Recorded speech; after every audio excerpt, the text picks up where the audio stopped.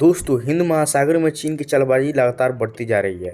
चीन आए दिनों में ऐसे ऐसे काम कर रहा है जो भारत को मिलिट्री संस्था रक्षा प्रतिष्ठों को संवेदन हथियारों के लिए खतरा पैदा कर रहा है।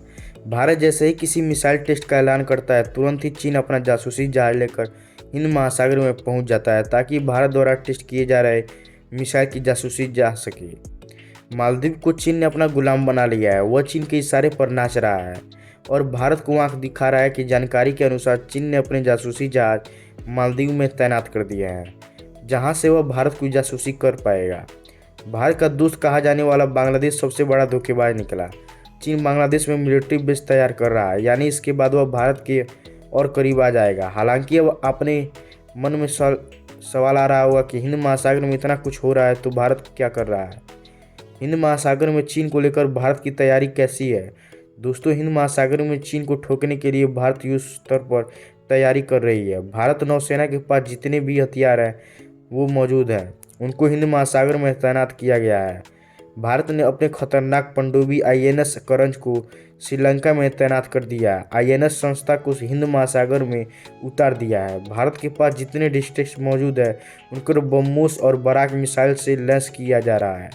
लेकिन सबसे बड़ी बात, पिछली सरकार द्वारा की गई गलती को युद्ध स्तर पर बांटने का काम किया जा रहा है, क्योंकि 1990 में दशक जब चीन अपने सैनिकों को शक्ति को ताबड़तोड़ तरीके से बढ़ा रहा था, तब भारत की तत्कालीन सरकार सो रही थी।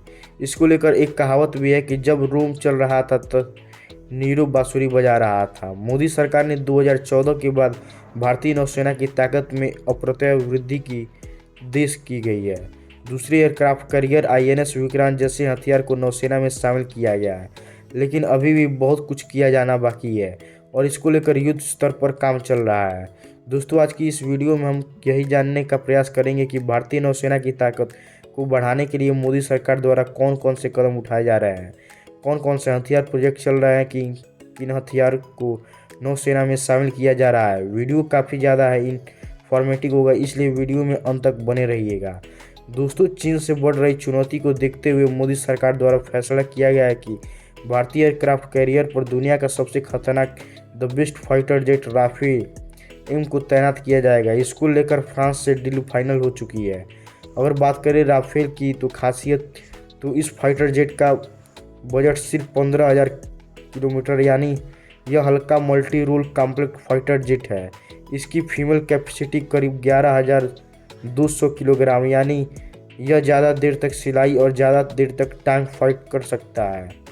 इसकी अधिकतम गति 500 किलोमीटर प्रति घंटा, कब्जे रेंज 1850 किलोमीटर और फेरी तेज 3700 किलोमीटर है। आसान भाषा में कहे तो चीन बेस्ट फाइटर जेट इसके सामने नहीं टिकते। यह अधिकतम 52,000 फीट की ऊंचाई तक जा सकता है। राफेल में 30 मिलीमीटर की ऑटो कनेक्टिंग हुई है। इसके अलावा 14 हाथ पॉइंट, इसमें 3 तरह हवा मारने के वाले मिसाइल हवा से है, जो साथ साथ की मिसाइलों को परमाणु मिसाइल भी इनका परीक्षण भी लगाया जा सकता है। राफेल एम्स को पॉइंट जनरेशन की आधुनिक फाइटर जेट है, जिसके विमान युद्धपोत पर तैनात करने के लिए बनाया गया है। ऐसे फाइटर जेट न पाकिस्तान के पास है और न ही चीन के पास है। दोस्तों, हिंद महासागर में चीन को ठोकने के लिए भारत अमेरिका से 30 की संख्या में MENIS 20 की गार्डियन ड्रोन की खरीदारी कर रहा है। यह डील भी फाइनल हो चुकी है। थैंक यू लाइक विस काइंड। गार्डियन को अमेरिका की ही नहीं बल्कि दुनिया का सबसे खतरनाक ड्रोन कहा जाता है। इसका हमला ऐसा होता है कि दुश्मन को भनक नहीं लगती है। इसके निशाने से दुश्मन का बच पाना नामुमकिन होता है। ये ड्रोन चमगादड़ की तरह रात में भी दिख सकता है, कल्लू की तरह उड़ सकता है और बाज की तरह हमला करके गायब हो जाता है। इसे दुनिया का सबसे घातक और जानलेवा शिकारी कहा जाता है। यह दुनिया का सबसे खुफिया और ताकतवर जासूस भी है। AQ-9 की स्काई गड़िया एक लॉन्ग रेंज क्रोन है, जो हवा और ज़मीन पर मार करने में मिसाइलों से लैस होता है।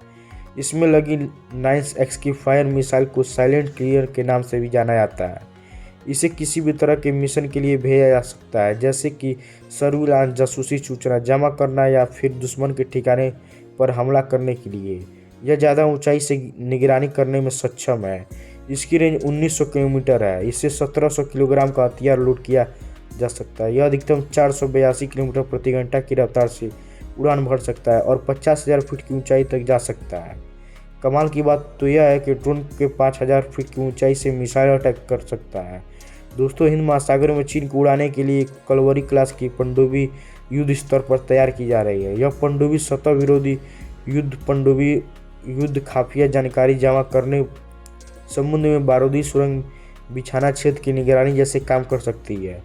दुबई को ऑपरेशन के समय हर परिस्थिति में संचालित करने के लिए डिजाइन किया गया है। इसकी लंबाई लगभग 221 फीट बनी है, अलावा 308 बैटरी सेल्स है। पानी की सतह पर इसकी गति 20 किलोमीटर प्रति घंटा होगी, जबकि पानी के अंदर यह 3300 किलोमीटर प्रति घंटे की रफ्तार से चलने में सक्षम होगी। दोस्तों, हिंद महासागर में चीन को करारा जवाब देने के लिए स्पोर्ट्स शिप्स के पास फ्लैट तैयार किए जा रहे हैं। यह असल में युद्ध के दौरान जंगी जहाज़ों की मदद के लिए बनाए जाते हैं। साथ ही रिफ्यूलिंग और रेस्क्यू जैसे काम का इस्तेमाल किया जाता है। इनका डिस्प्लेसमेंट 45,000 टन और लंबाई करीबन 758 फीट है। यह समुद्र में अधिकतम 3300 किलोमीटर प्रति घंटे की रफ्तार से चल सकती है। इनकी रेंज 22,000 किलोमीटर होगी। इस एक ध्रुव हेलीकॉप्टर भी तैनात होगा।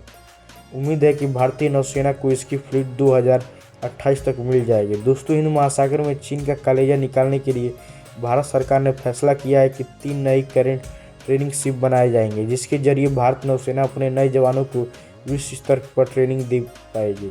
इन जहाज़ों के जरिए भारतीय नौसेना ने जवाबों को पता चलेगा कि असल युद्ध स्थिति में सबके साथ मिलकर कैसे काम करना है और कैसे हिंद महासागर की सुरक्षा करनी है।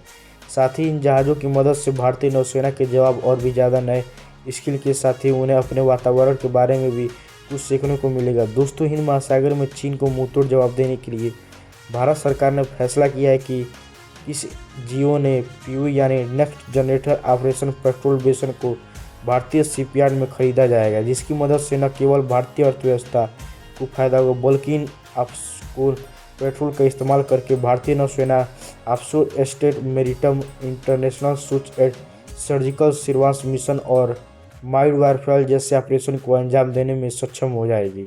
दोस्तों, भारतीय नौसेना की ताकत को बढ़ाने के लिए भारत सरकार द्वारा लिया गया अगला फैसला काफ़ी महत्वपूर्ण है, क्योंकि हम सभी जानते हैं कि 2019 में ये भारतीय नौसेना के पास एक भी एक्टिव माइंड भी नहीं है। दरअसल माइंड स्वीपर का काम समुद्री माइंस का पता लगाकर असर करना होता है, लेकिन अब किसी काम पूरा करने के लिए भारत सरकार शुरुआती दौर से 4 माइंड स्वीपर काउंट वेसल को गोवा शिपयार्ड लिमिटेड से बनवा रही है, जबकि भारत कुल मिलाकर ऐसे 12 माइंस को भारतीय नौसेना में शामिल करने के लिए तैनात है। इन सभी 12 माइंस स्वीपर को वजन तकरीबन 800 टन होने वाला है।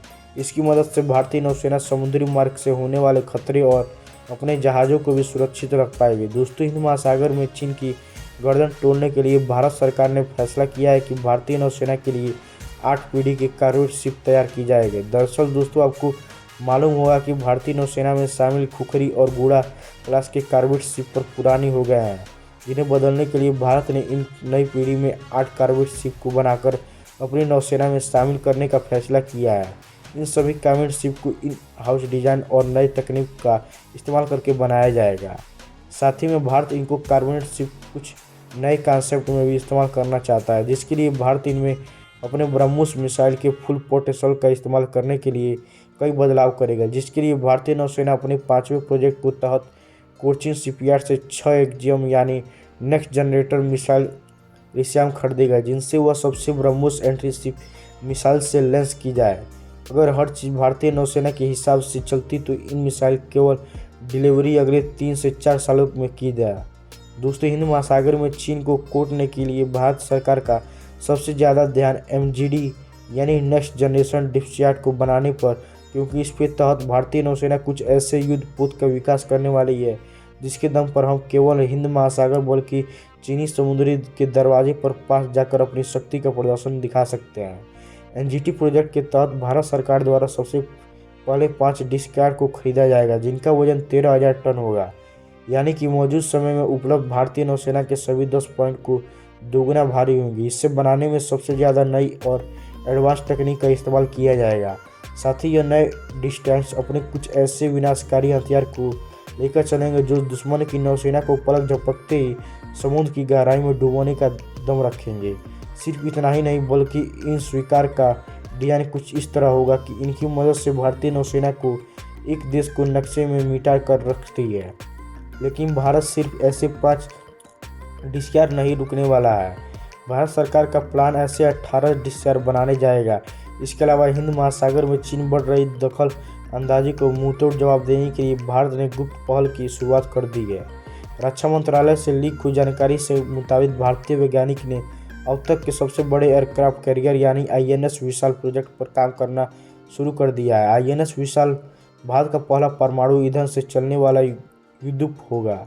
रक्षा मंत्री के लिए लीक हुई जानकारी को माने INS विशाल 6,500 टन का एक विशालकाय युद्धपोत होगा, जिसकी लंबाई 300 मीटर और चौड़ाई 70 मीटर होगी। इसके 10 पर 40 से लेकर 70 लड़ाकू विमान तैनात किए जा सकेंगे। इसके बनाने में लगभग $50 बिलियन का खर्च आएगा। दोस्तों, चीन को मुंहतोड़ जवाब देने के लिए भारत सरकार हेलीकॉप्टर लैंडिंग ड्रोन प्रोजेक्ट और 75 और प्रोजेक्ट चला रही है, जिसकी मदद से भारतीय नौसेना को क्षमता और शक्ति की कई गुना मिल जाएगी, जिससे हिंद महासागर में भारतीय नौसेना अपनी दबदबा और भी ज़्यादा मजबूत कर पाएगी। तो दोस्तों, इस वीडियो में फिलहाल के लिए बस इतना ही। वैसे अगर हम आपको पूछें कि चीन और हिंद महासागर में रोकने के लिए भारत को कौन कौन से हथियार को विकसित करना चाहिए, तो आपका सुझाव किन हथियार को लिए होगा? आप अपनी राय कमेंट में माध्यम से जरूर बताइएगा।